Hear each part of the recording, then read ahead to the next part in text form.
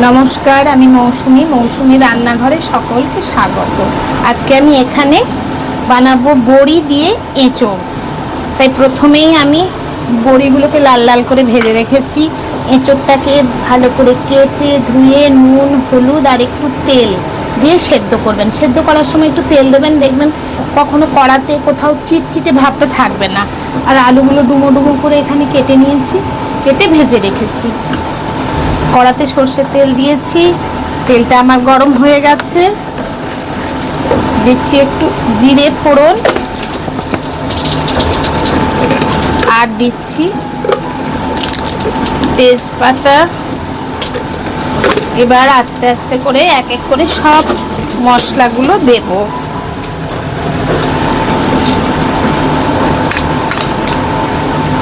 দিচ্ছি পেঁয়াজ বাটা,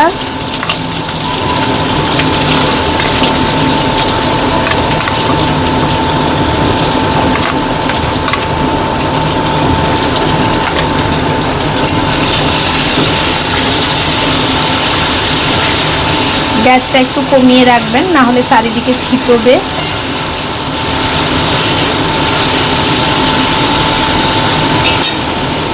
দিচ্ছি আদা রসুনের পেস্ট।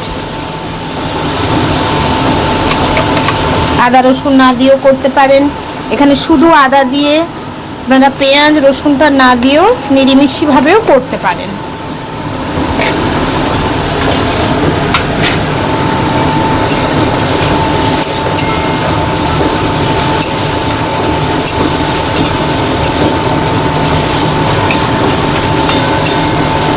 আর এক এক করে আমি এবার গুঁড়ো মশলাগুলো দেব।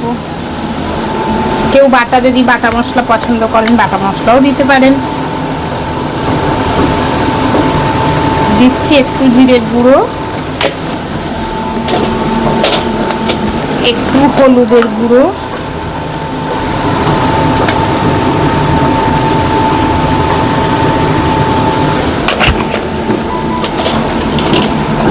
দেব লঙ্কার গুঁড়ো, কাশ্মীরি রেড চিলি আমি দিচ্ছি। আমি কাঁচা লঙ্কা দেব, তাই শুকনো লঙ্কা যারা খেতে পছন্দ করেন তারা অবশ্যই দিতে পারেন। দেব একটু ধনের গুঁড়ো আর দেব একটু জিরে গুঁড়ো। জিরে গুঁড়ো দিয়েছি, সব দেওয়া হয়ে গেছে, সরি। দেব টমেটো কুচোনো। এই টমেটোর জায়গায় আপনারা টক দইও দিতে পারেন। আমি এখানে টমেটো দিচ্ছি। আর দেব অল্প একটু জল। জিরের গুঁড়ো, ধনের গুঁড়ো, হলুদ গুঁড়ো, লাল লঙ্কার গুঁড়ো কিংবা কাশ্মীরি লাল লঙ্কার গুঁড়ো যেটা খুশি দিতে পারেন। টমেটো কুচি দিতে পারেন, না হলে এর পরিবর্তে টক দইও দিতে পারেন। দিয়ে মশলাটাকে ভালো করে একটু জল দিয়ে কষিয়ে নিচ্ছি। এই সময়ে আমি আলুগুলোও দিয়ে দেব।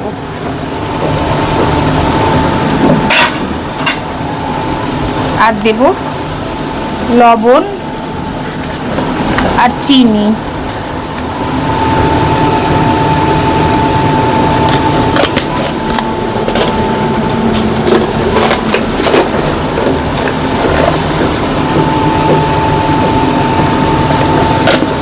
লবণ চিনিটা স্বাদ মতো দেবেন, যে যেমন পছন্দ করেন খেতে ওইভাবে দেবেন। মশলার কালার কি এসেছে এই দেখেই মন ভরে যাচ্ছে। এইভাবে আমি আলুর সাথে এটা ভালো করে কষে নেব।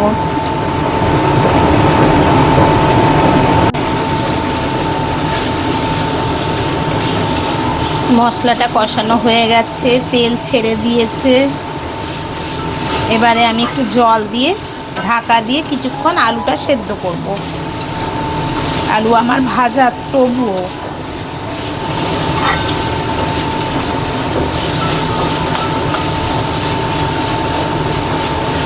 খুব সুন্দর একটা মশলা কষানোর গন্ধ বেরোচ্ছে, দারুণ লাগছে।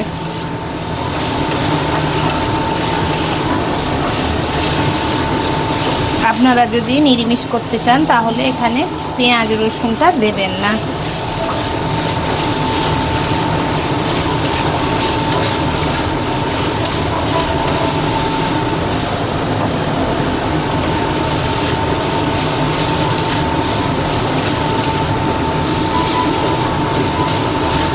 দিচ্ছি একটু জল।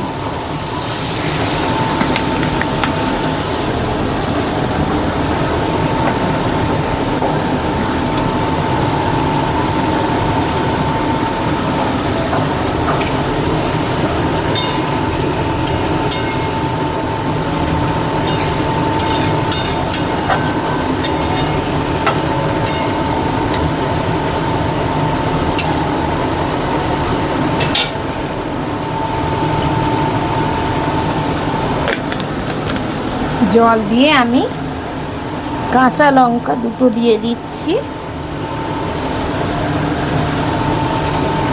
আপনারা বেশি যদি ঝাল খান তাহলে এর থেকে আরও বেশি দিতে পারেন।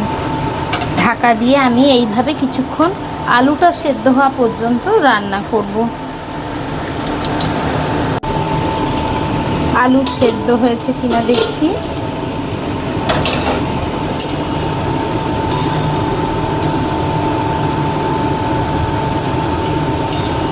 আলু হাফ সেদ্ধ হয়ে গেছে। এই অবস্থায় আমি এঁচোড়ে ভাজা এঁচোড়গুলো দিয়ে দিচ্ছি।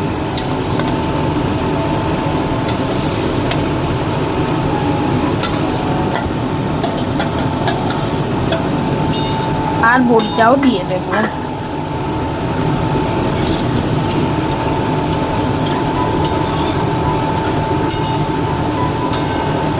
আঁচ খুব বেশি বাড়াবেন না, অল্প আঁচেই রান্নাটা করবেন, তাহলে খেতেও সুস্বাদু হবে আর এঁচোড়টাও ভালোভাবে সেদ্ধ হবে, কোনো কিছু ঘেঁটেও যাবে না, শক্তও থাকবে না। এইভাবে আমি ঢাকা দিয়ে আরও কিছুক্ষণ রান্না করব।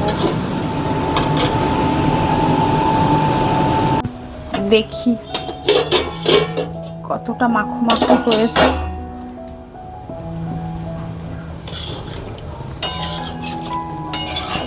আমি একদম গ্যাসটা কমিয়ে রেখেছিলাম।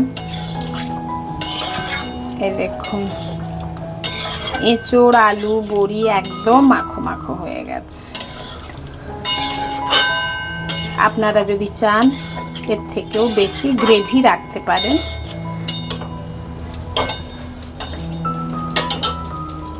আমি এবার একটু গরম মশলা দেব।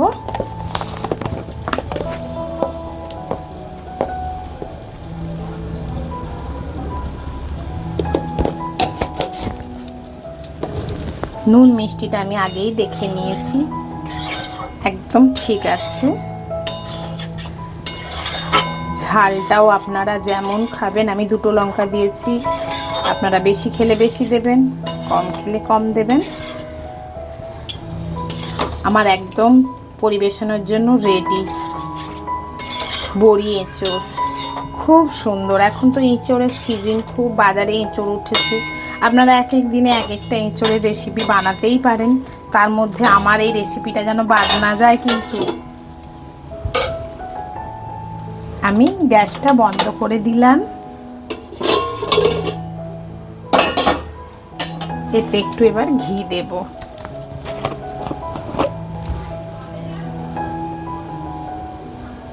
ঘিটাও কম বেশি যে যেমন খাবেন সেই রকম দেবেন।